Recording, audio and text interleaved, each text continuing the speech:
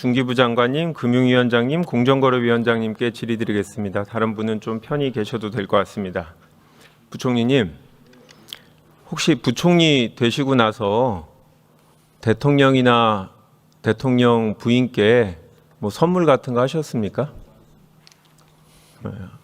혹시 그러면 제가 저희 지역 예산 반영이 돼야 되는데 부탁드리기 위해서 장관님이든 장관님 사모님께 뭐 명품 가방 안 드려도 되겠습니까? 그렇습니까? 네, 일은 그렇게 해야 되죠.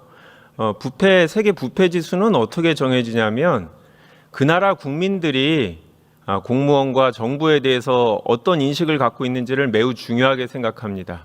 만약에 최근에 있었던 여러 사건들, 여당 당대표 부인이 대통령 부인한테 명품 가방을 선물하는 이런 일들을 보고 국민들이 공정하다고 생각하느냐, 그렇지 않냐에 따라서 우리나라 부패 지수가 정해지는 겁니다. 자국민이 어떻게 생각하는지가 가장 높은 비중이 되는데요.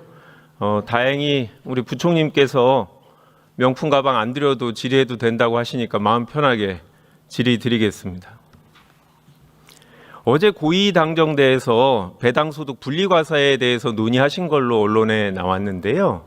기사들을 보니까 우리 강훈식 비서실장님하고 더불어민주당 수석 대변인이 하신 발언들을 보면 기존 정부의 입장하고 조금 다르더라고요. 오늘 뉴스를 보면 배당소득 최고세율을 25%로 정하기로 합의가 됐다라고 나오는데 그렇습니까? 그거는 아니고요. 그냥 네. 국회에서 논의를 하는데 좀 저희들 플렉시블하게 이 자본시장 활성화적인 측면에서 그렇게 하기로만 했지 무슨 특정한 숫자를 가지고 정부가 합의를 한. 네, 플렉시블하게라는 거는 기존의 정부 입장을 바꿀 수도 있다라는 말씀이시죠? 논의 과정에서 얼마든지 네. 저희들은 뭐 변화가 가능하다 변경. 네, 물론 이제 법은 정부가 아닌 국회에서 정합니다만 그래도 주무부처인 부서와 또 정부의 의견이 중요합니다. 네. 정부에서 국회 논의에 진중하게 참여해 주시면 좋겠고요. 저도 이소영 의원님이 내신 배당소득 분리과세안에 공동 발의를 했는데요. 당연히 소득이 있는 곳에 과세해야 된다고 생각하고 소득이 많으면 누진세율에 따라서 과세해야 된다고 생각합니다. 그게 원칙이라고 생각합니다. 하지만 세금은 목표가 아니고 수단이라고 생각합니다. 그거보다 더 중요한 이 시점에 더 중요한 가치가 있다라고 하면 그 수단은 적절하게 조정할 수 있다고 생각하기 때문에 국회에서 논의에 네. 정부도 적극적으로 같이 임해 주시기 바랍니다. 네, 그렇게 하겠습니다. 주식시장 전반적으로 관심이 많아서 제가 부총님께 계속 드리겠는데요. 퇴직연금하고 개인연금이 있습니다. 네. 공무원분들은 이제 활용도가 낮겠지만 일반 국민들은 최근에 퇴직연금하고 개인연금으로 투자를 많이 하게 됩니다. 그런데 실제 담은 종목들을 보면 미국 ETF가 대부분입니다. 언론에 나온 자료들을 보면 이 PPT도 보시면 순매수 한 20개 ETF를 보면 1분기 때 보면 우리나라 ETF가 하나밖에 없습니다. 그것도 19위 정도 되죠.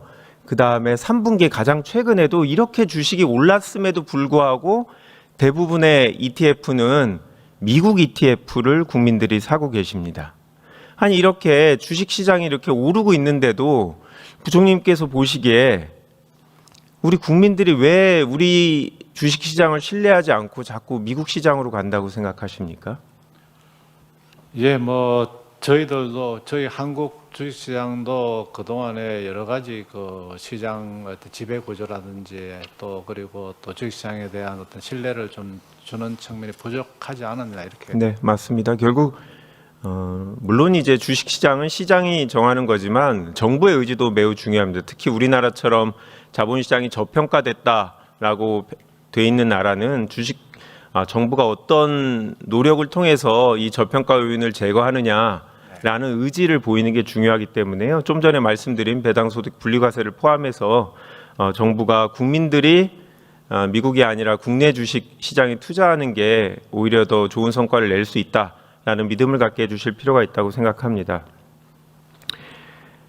이 국민연금 수익률을 보니 상당히 높습니다. 올해의 경우 10월 말로 벌써 연 20% 수익률을 냈는데요. 운용 규모도 그러다 보니까 200조 이상 늘어났습니다. 부총리님, 이렇게 수익률이 높게 되면, 좋게 되면 국민연금 적자 시점이나 연금 고갈, 이 시점도 자연스럽게 늦춰지는 거죠? 예, 많이 늦춰질 것 같습니다. 네. 제가 알기로 연 4.5% 수익률을 전제해서 연금 고갈 시점을 계산했었는데요.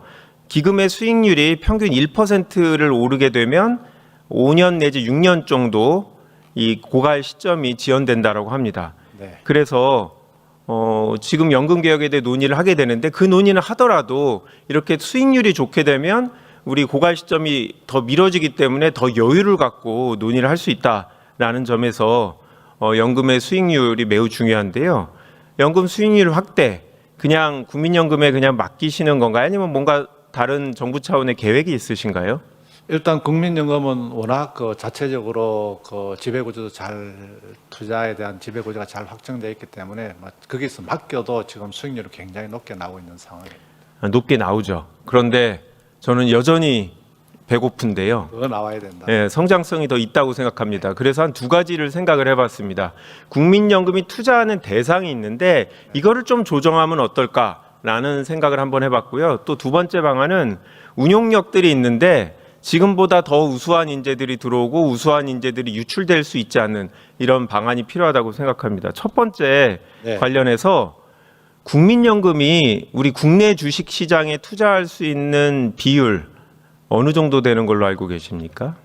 최근에는 많이 좀 떨어지는 걸로 알고 있습니다. 네. 그 우리 기재부 차관님이 운용위원회에 들어가는데 기금 운용 계획이 매년 나옵니다. 지금 보시면 내년도 배분안이 나오는데 14.9%에서 14.4%로 조금 떨어집니다. 아마 국내 주식이 가치가 올라갔기 때문에 전체 금액을 조정하려고 투자 비율을 14.4%로 나오는데요. 보시면 해외 주식이 38.9%나 투자하게 돼 있습니다. 아니 국내 국민들한테는 미국으로 가지 말고 국내에 투자라고 하면서 우리 국민연금은 국내 주식에는 15%밖에 투자를 안 하고 있습니다. 총리님, 우리 주식 시장이 많이 올랐는데요. 이유가 뭘까요? 그냥 전 세계 시장이 다 올랐으니까 국내도 오른 겁니까? 원인이 뭐라고 보십니까? 저희들 제가 봤을 땐 최근에 이제 우리 반도체를 중심으로 한 한국 기업들의 어떤 수익률 제고, 그다음에 정부의 정책이 자본시장 활성화를 위한 정책 방향, 그리고 자본시장의 불공정 거래를 완화하기 위한 제도적인 조치, 그리고 주주 가치 정대를 위한 이런 노력, 이런 부분에 대해서 아마 외국에서는 과거보다는 긍정적으로 평가를 하고 최근에 이제 외국인 자본이 많이 들어오는 걸로 알고 있습니다. 네, 맞습니다.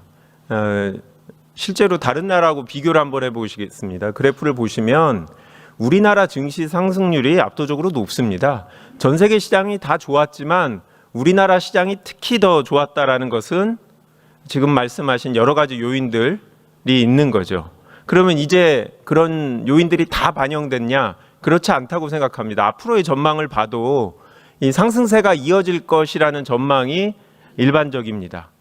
그리고 아까 말씀하신 정부의 노력도 계속될 거고, 그리고 오늘 제가 말씀드린 여러 가지 증시 활성화 대책들이 있다면 더 오를 수 있다라고 생각합니다.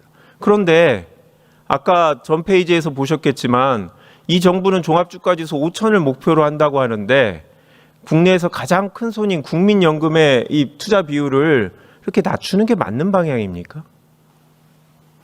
예, 지금 기본적으로 이제 국민연금은 기금운용본부에서 이제 자율성을 가지고 하도록 되어 있어가지고 뭐 제가 어떻게 말씀드린 아닙니다. 운용 계획은 아까 말씀드린 우리 복지부 장관님이 위원장이고 기재부 차관님을 포함해서 여러분들이 당연직으로 돼 있는 기금 운용위에서 이 한도를 정합니다. 그 한도 내에서 운영하는 건 기금운용본부에서 하지만, 그래서 저는 그 한도에 대한 얘기를 말씀드리는 겁니다. 저는 개인적으로 국내 주식과 해외 주식은 다 변동성이 높은 투자 대상이라 이거를 구분할 필요가 있냐라는 생각이 첫 번째 있고요. 두 번째는 설사 구분한다고 하더라도 해외 주식을 국내 주식의 2배 이상 투자하도록 할 필요가 있나라는 생각이 듭니다. 우리가 여러 가지 이유는 있겠죠. 뭐 한 바구니에 담지 말라라는 투자 격언 때문에 여러 나라의 투자를 배분하려고 하는 것 같은데, 저는 종합지수 5천이라는 이런 목표를 생각하면 이런 부분도 유연하게 고려해 볼 수 있지 않나라는 생각이 듭니다. 그 다음에 그 부분 한번 고민을 해봐 주시면 좋겠습니다. 네네. 매년 정하니까요. 최소한 내년은 힘들더라도 그 이후에도 지속적으로 연간 계획을 세울 때 이 투자 비율에 대해서 고민을 했으면 좋겠고요. 운용 인력 관련해서 저는 운용 인력도 매우 중요하다고 생각하는데, 그런데 올해 보면 이제 대체 투자 팀장이 민간으로 이직을 했습니다. 포함해서 매년 이렇게 운용 인력의 유출이 문제되고 있는데, 혹시 정부 차원의 대책이 있으십니까? 예, 그래서 지금 정부도 그 운영 인력들에 대해서 이제 성과 보상을 기본급의 한 1.5%까지 이렇게 확대하도록 늘렸고요. 그래서 내년도에도 예산을 저희들 성과금 산정 기준을 적용해서 예산을 확대했습니다.